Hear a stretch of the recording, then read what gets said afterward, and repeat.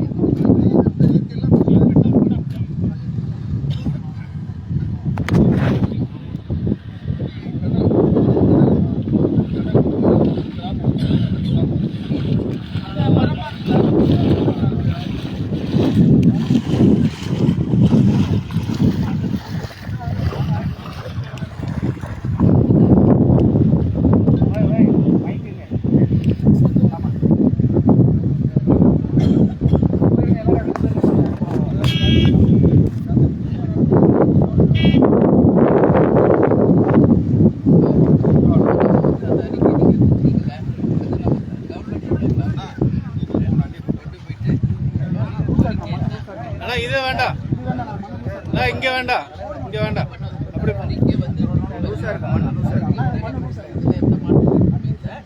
இது வேண்டாம்.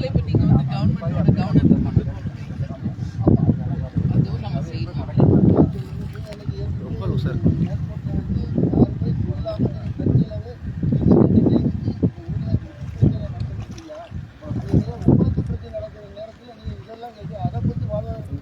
அண்ணா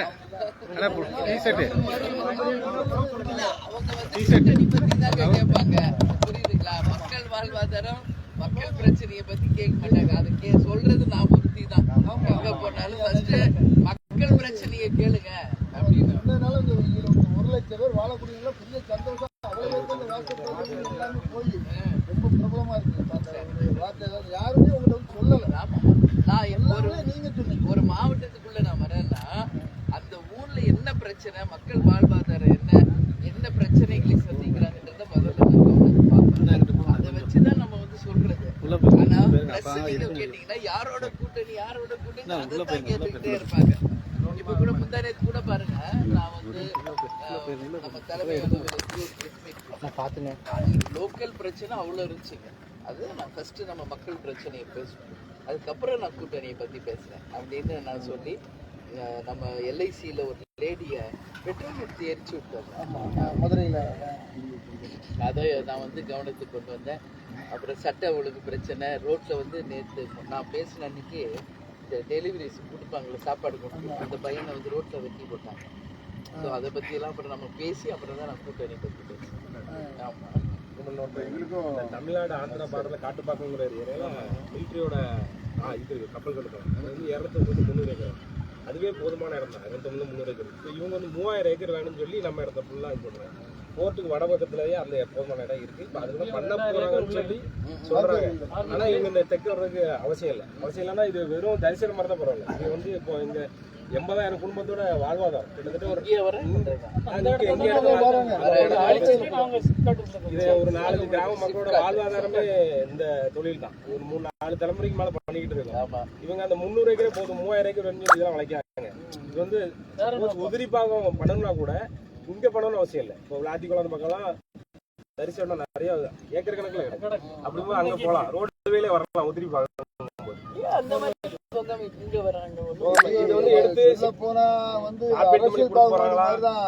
எப்படின்னு கேட்டீங்கன்னா, கனிமொழி மாட்ட 2 தடவை எல்லாத்தையும் சந்திச்சோம்.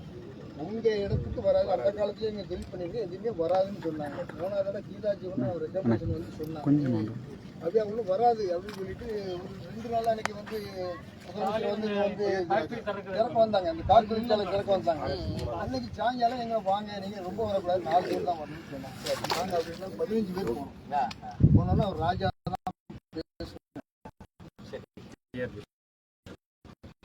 ராஜா தான் பேசினாங்க, இந்த மாதிரி நீங்க வந்து இந்த இடத்த விட்டு போயிடணும். என்ன 3வது தலைமுறை இடத்த விட்டு கட்டி 6 கிலோமீட்டர்லாம் ஆமா இப்ப இது மாதிரி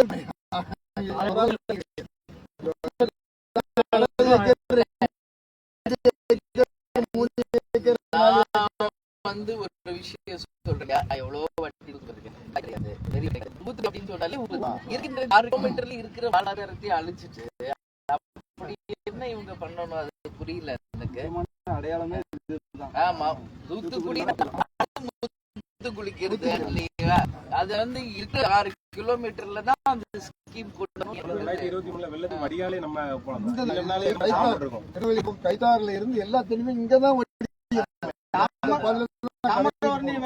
அந்த பாலெல்லாம் உடைஞ்சு தண்ணி போச்சுல, மொத்த தண்ணி வழியில வடிகட்டி இடமா இருக்கிறதுனால தண்ணி வந்து ஆட்டோமேட்டிக்கா வடிஞ்சிடும். தண்ணி வடிஞ்ச பிறகு அந்த கிளைமேட்டுக்கு தகுந்த மாதிரி அதுக்கு பிறகு நாங்க எங்களோட உற்பத்தி ஆரம்பிச்சோம். ரெடி பண்ணி பங்குனி சித்திரை பங்குனி மாசத்துல உப்பு ஆரம்பிச்சிடும். எப்பவுமே இந்த வருஷம் நிறைய மழை எப்பவுமே பாட்டில வெள்ள வைக்க ஆரம்பிச்சு உப்பு நம்ம ஏரி சண்டை வந்துடும். இந்த இடத்துல ஒரு கம்பெனி வந்து செவரு கோட்டை செவரு காம்பவுண்ட் கெட்டியாச்சுன்னா இது மொத்த வடிகாலான கைத்தாறு வரைக்கும் பாதிக்கும். இந்த பாதிப்பு வந்து கைத்தாறு வரைக்கும் கண்டிப்பாக பாதிக்கும். 15 நாள் கழிச்சுன்னா இதுல வந்து கிட்டத்தட்ட ஒரு காட்டன் 1/2 டன் உப்பு இந்த ஒரு இதுல 3 டன் உப்பு ஒரு இது உற்பத்தி வரும். இதுல 15 நாள் கழிச்சு 15 நாளைக்கு ஒரு தடவை ஒவ்வொரு பாத்தியையும் அப்படி இருக்கு. 15 நாளைக்கு ஒரு தடவை தான் நம்ம உற்பத்தி. அப்பதான் எல்லாரும் ஒண்ணு போல வேலைக்கு ஞாயிற்றுக்கிழமை மழை கொஞ்சம் மழை இருந்தாலே இல்லைன்னா நீங்க பார்க்கும் போதே அவ்வளவு ஆட்களை தான் தெரியும்.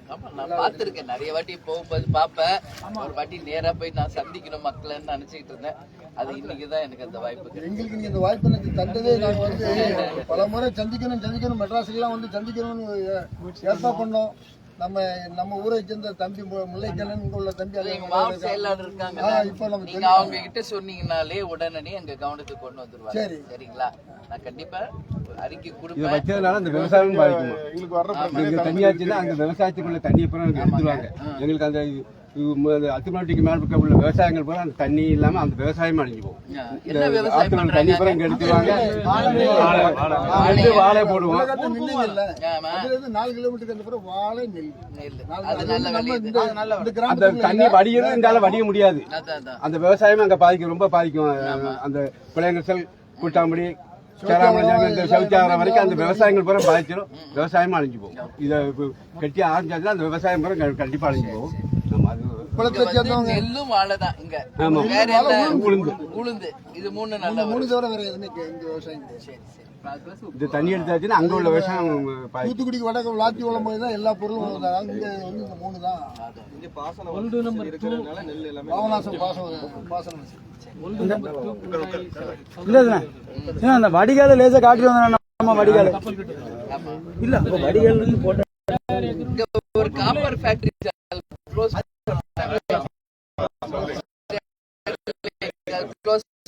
பண்ணியாச்சு.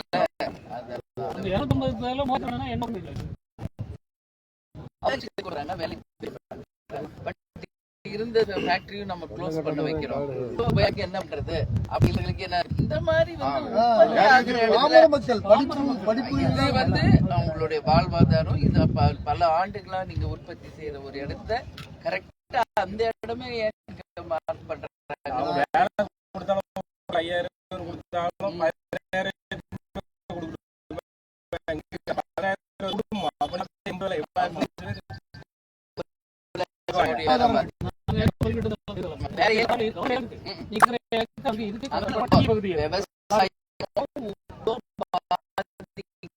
இருக்கிற இடத்துல அவங்க தாராளமா இல்லையா உருவாக்குறதுக்கு பண்ண முடியாது.